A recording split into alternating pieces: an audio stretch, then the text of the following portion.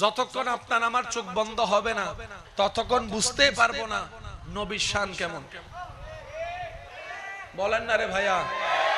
এখন যা আপনারা আমরা জানি, মানি, বিশ্বাস করি, শুনি,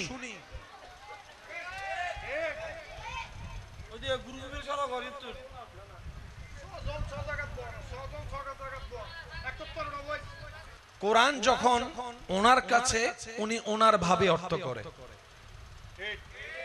কোরআন যখন আপনার বন্ধুর কাছে উনি ওনার স্টাইলে অর্থ করবে। সেজন্য একই আয়াতের অনেক রকমের অর্থ দেখা যায়। অর্থ কখনো কোরআন নয়, কোরআন কোরআনই। সুবহানাল্লাহ বলেন না? আর একটু জোরে বলেন না? কোরআন কোরআনই। কোরআনের কামা হক্কুহু তাফসীর। আপনার আমার পক্ষে পড়া, জানা, বুঝা সম্ভব। বলেন না সম্ভব? সম্ভব। কোরআনের একটা আয়াতের হাজার রকমের ব্যাখ্যা। সে তখন থেকে আজ পর্যন্ত তাফসীরকাররা তাফসীরে লিখেছে, আলোচকরা ওয়াইজে বলেছে, আলেম উলামা শিক্ষকরা মাদ্রাসায় পড়াইছে, এখনো পর্যন্ত এই কথা শুনি নেই এই আয়াতের তাফসীর করা শেষ।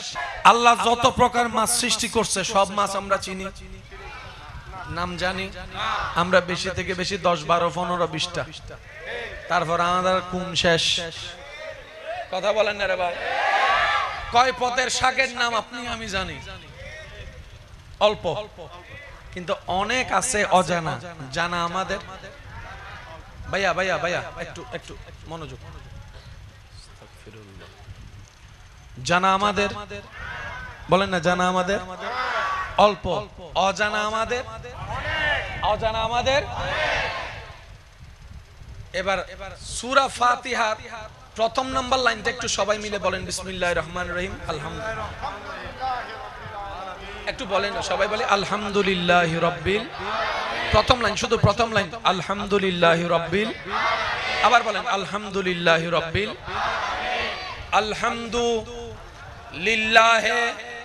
রাব্বিল আলামিন। 4 শব্দে এক আয়াত। 4 শব্দের এই 4টা শব্দ থেকে আলেমদের দোয়া নিয়ে শুধু একটা শব্দ ধরব, আলামিন। কয়টা শব্দ ধরব? এবার বলেন সবাই মিলে বলেন আলামিন। কয় সেকেন্ড লাগছে? শব্দটা কি? শব্দ কি? ছোট। শব্দ কি? উচ্চারণ করতে কঠিন না সহজ? লিখতে কঠিন না সহজ? কিন্তু গভীরতায় যদি ডুব দেন আপনিও হারাই যাবেন, আমিও হারাই যাব। শুধু তা না, পৃথিবীর থেকে 30 লক্ষ গুণ বড় যে সূর্য মামা, এটাও হারাই যাবে। শব্দ কি? বলেন বলেন শব্দ কি? শব্দ কি? শব্দ কি? শব্দ কি? এবার খেয়াল করেন, আমি প্রশ্ন করব, আপনারা বুঝে বুঝে উত্তর দিবেন। বাংলাদেশের ভিতর চট্টগ্রাম আছে না নাই? চট্টগ্রামের ভিতর সিলেট, সিলেটের ভিতর ঢাকা, ঢাকার ভিতর রাজশাহী, রাজশাহীর ভিতর বরিশাল, বরিশালের ভিতর খুলনা, বাংলাদেশের ভিতর খুলনা, বাংলাদেশের ভিতর খুলনা, বাংলাদেশের ভিতর রাজশাহী, বাংলাদেশের ভিতর পাবনা, বাংলাদেশের ভিতর চট্টগ্রাম, বাংলাদেশের ভিতর কলকাতা, ইন্ডিয়ার ভিতর কলকাতা, ইন্ডিয়ার ভিতর মুম্বাই, ইন্ডিয়ার ভিতর দিল্লি, ইন্ডিয়ার ভিতর করাচি, পাকিস্তানের ভিতর করাচি, পাকিস্তানের ভিতর ইসলামাবাদ, পাকিস্তানের ভিতর ওয়াশিংটন, আমেরিকার ভিতর ওয়াশিংটন, আমেরিকার ভিতর ওয়াশিংটন, ইংল্যান্ডের ভিতরে লন্ডন, ইংল্যান্ডের ভিতরে লন্ডন, ইংল্যান্ডের ভিতরে সিডনি। কিন্তু যখন বলবেন পৃথিবী,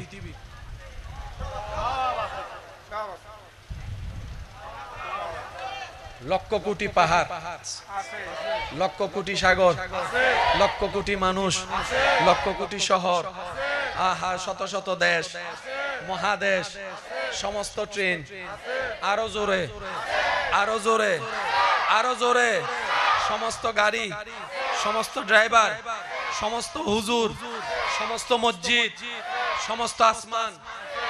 যেটা আমরা দেখি সেটা আসমান নয়, সেটা স্কাই, আকাশ। সেজন্য আমার যারা বিজ্ঞানে অধ্যয়নরত ভাইয়েরা আছেন, আমার চাইতে অনেক গুণ ভালো জানে তারা, পৃথিবীতে যখন আপনি মধ্যাকর্ষণ শক্তি পার করবেন, আপনি যখন রকেট মারফত উপরে যাবেন, এখান থেকে যেখানে আপনি নীল দেখছেন, ওখানে যাওয়ার পর আর নীল দেখবেন না, শুধু ব্ল্যাক, কালো, অন্ধকার অন্ধকার অন্ধকার। তখন পৃথিবীকে লাগে একটা গোল কমলার মতো নিচে পড়ে আছে, বাসমান হিসেবে বাসতে আছে, কুটি ছাড়া কুটি ছাড়া কুটি ছাড়া। পৃথিবী আসমানের ভিতর, বলেন না পৃথিবীর ভিতর আসমান, আসমানের ভিতর পৃথিবী, বলেন আসমানের ভিতর মঙ্গল গ্রহ, একটু জোরে বলতে হবে, আসমানের ভিতর বুধ গ্রহ, আসমানের ভিতর নেপচুন, আসমানের ভিতর প্লুটো, আসমানের ভিতর সূর্য, আসমানের ভিতর বৃহস্পতি গ্রহ, আসমানের ভিতর মঙ্গল গ্রহ, আসমানের ভিতর আরশ। আল্লাহর সমস্ত সৃষ্টিকে এক বাক্যে বলে আলামিন। আল্লাহর সমস্ত সৃষ্টিকে এক বাক্যে বলে আলামিন। পৃথিবী থেকে প্রথম আসমানের দূরত্ব 500 বছরের রাস্তা, প্রথম আসমান থেকে দ্বিতীয় আসমানের দূরত্ব 500 বছরের রাস্তা। এইভাবে সপ্তম আসমান পার হয়ে অনেক দূরে যাওয়ার পরে সিদরাতুল মুনতাহা, যেখানে জিবরাইল আমিনের শেষ সীমা, যেখানে জিবরাইল গিয়ে ফেরেশতার সর্দার থেমে গিয়েছিল মেরাজের রাতে আল্লাহর হুকুমে, আপনার আমার নবী সীমানা পার হয়ে অগ্রদিগার করেছিল, সামনের দিকে গিয়েছে। কি আছে, কত আছে, দূরত্ব কেমন, সেই আলামিনের রব, সমস্ত সৃষ্টি দেখাও দেখার রব, যিনি আলামিনের রব, সেই রবে স্বইচ্ছায় যাকে আলামিনের জন্য রহমত ঘোষণা করেছেন, তিনি আপনার আমার নবী রাহমাতুল লিল। নবী কি জানে, কতটুক জানে, আমরা কেউ জানি না। শুধু এটার সঠিক উত্তর একমাত্র যিনি জানিয়েছেন তিনি জানেন, আর যিনি জেনেছেন তিনি জানেন। আর বাকি আমরা সবাই হইলাম বুলিগি মাথাকে আর কেন জোরানো হইবে না, শেষ ভালো যার সব ভালো তার, আওয়াজ দিয়ে বলেন ছাগলের অনুমানে আছি, অনুমান। আরে এখনো জামাই হয়ে বউরে চিনলাম না, বউ হয়ে কি বিছানায় থেকে স্বামীর মনের খবর জানলাম না, সেখানে ওই প্রেমের রাজ্যের খবর কেমনে জানবো? সিজদা তো অনেক দিছি, সুবহান রাব্বিয়াল আলাও বলছি অনেকবার, কিন্তু কখনো তো বুঝার চেষ্টা করি নেই সুবহান রাব্বিয়াল আলাও যে রবের প্রশংসা, সুবহান রাব্বিয়াল আযীমও সেই রবের প্রশংসা। রুকুই কেন আমাদেরকে আযীম বলতে হয়, সিজদায় কেন বলতে হয় আলা? বাবার চেষ্টা করি নাই, জানার চেষ্টা করি নাই, শুধু একটা চেষ্টাই বারবার করেছি, কার ভুল কোথায় আছে, কার কমতি কোথায় আছে, কার ঘরে ঝামেলাই আছে, কার মেয়ের বিয়ে ভাঙছে, কার ছেলের মধ্যে সমস্যা আছে, কে পরীক্ষায় ফেল করছে, ওই খবর রাখছি।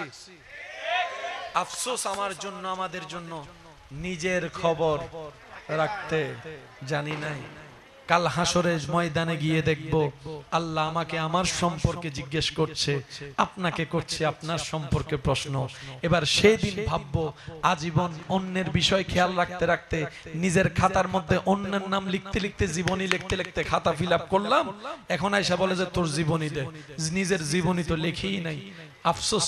সেজন্য আল্লাহ তাআলা কোরআনে বলে ওয়াইলুল্লি কুল্লি হুমাজাতিল নুমাজা, আমার ভালোবাসার মানুষের কাছে আবদার করে বলে যায়, আমাদের বেশিরভাগ নেক আমল নষ্ট হয়ে যায় রিয়ার কারণে, কিছু আমল নষ্ট হয় হিংসার কারণে, কিছু আমল নষ্ট হয় বদনাম করার কারণে। যদি এগুলাকে এক জায়গায় রাখেন, সবচেয়ে বড় পাপ যদি বলেন, আপনিও হয়তো আমার সাথে একমত হবেন, আমরা বেশিরভাগ নেক আমল নিজেদের নষ্ট করি বদনাম করে করে, গীবত করে করে, গুনার পাল্লা ভারী করছি, নেকির পাল্লা হালকা করছি। কথা বলেন ঠিক কিনা? আল্লাহু আকবার।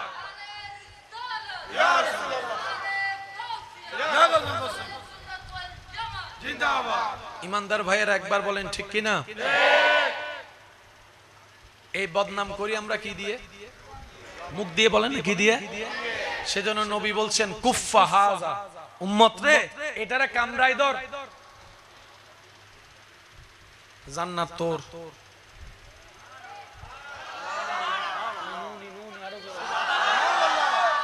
রসুল বলছেন, সাহাবাদেরকে জিজ্ঞেস করছেন, হে আমার সাহাবারা, বলো তো দেখি হাসরের ময়দানে গরিব কে হবে? ওনারা ওনাদের মত উত্তর দিয়েছেন। নবী বলে যে না, ইয়া রাসূলুল্লাহ, আল্লাহ এবং রাসূলে ভালো জানে। নবী বলছেন, সেই সমস্ত বান্দারা হাসরের ময়দানে সবচেয়ে গরিব হবে যারা জান্নাত পাওয়ার জন্য, হাসরে বাঁচার জন্য দুনিয়াতে অনেক পরিশ্রম করে নেক আমল করেছিল, কিন্তু হাসরের ময়দানে গিয়ে তাদের নেক আমল তাদের কোনো কাজে আসবে না। বদনামকারী এসে কিছু নিয়ে যাবে, জায়গা দখল যার করেছে সে এসে কিছু নিয়ে যাবে, যার নামে পেশ লাগাইছে ও এসে কিছু নিয়ে যাবে, যাকে একটা অন্যায়ভাবে থাপ্পড় মারছে ও এসে কিছু নিয়ে যাবে, কারো থেকে টাকা নিছিল দেয় নাই ও এসে কিছু নিয়ে যাবে। নিতে নিতে নিতে সে খালি হতে হতে হতে পাইতে চাইছিল জান্নাত, পেয়ে গেছে জাহান্নাম। সেই হবে সবচাইতে গরিব। কথা বলেন ঠিক কিনা?